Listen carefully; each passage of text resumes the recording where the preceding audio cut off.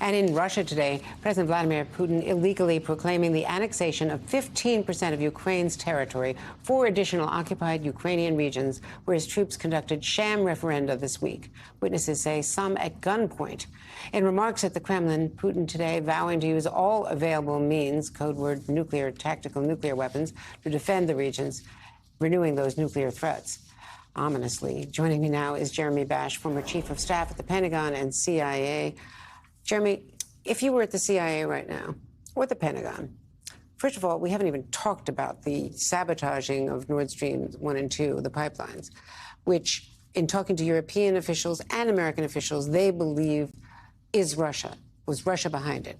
But they can't prove it, I am told, because it is too dangerous to send divers down and try to find the proof. So how do they go to the UN? How do they try to sanction Russia for that? But there's enough to sanction Russia for on everything else that he's doing. And again, ignoring all the warnings from President Biden and others, don't repeat these nuclear threats. Yeah, I think the analysts inside the intelligence community and within our military are assessing that today's actions by Putin are a clear signal that he believes he's losing the war.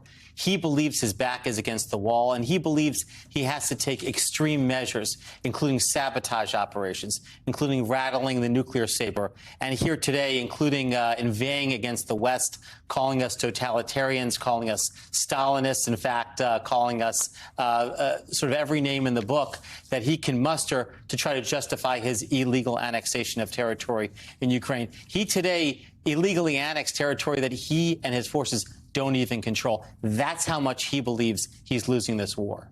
And one thing that the Pentagon is doing, we understand, is they're going to accelerate the training and improve the training of Ukrainian troops by establishing a training mission in Germany, led by American Command. Yeah, over in the U.S. European Command Theater of Operations, there on that eastern flank of NATO, we've had a very successful operation to train Ukrainian forces as well as deliver equipment. And it's an integrated whole-of-government operation. The State Department is there. Of course, the Defense Department is there. Other elements of our national security teams are there helping the Ukrainians.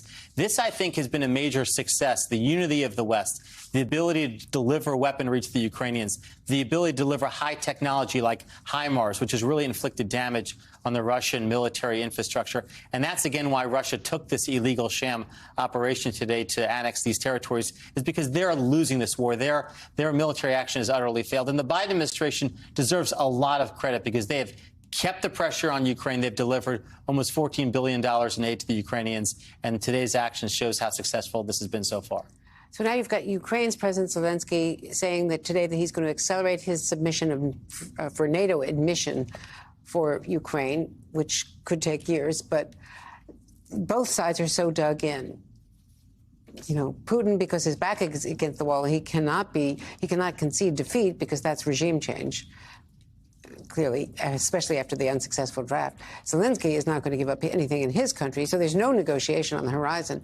We're looking at years of stalemate, potentially, and grinding war. I think most analysts believe that we are going to be in a stalemate mode, and I think fundamentally it means that Russia will have failed in their activities post-February 24th, and they're going to be pushed back to the lines, something akin to what they occupied before February 24th.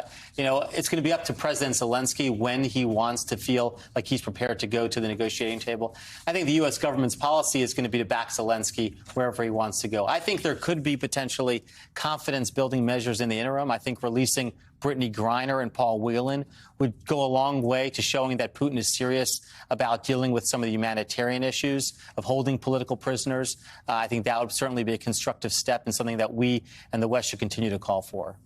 Jeremy Bash, it's very good to see you. Ominous times. Good to see you, Andrea.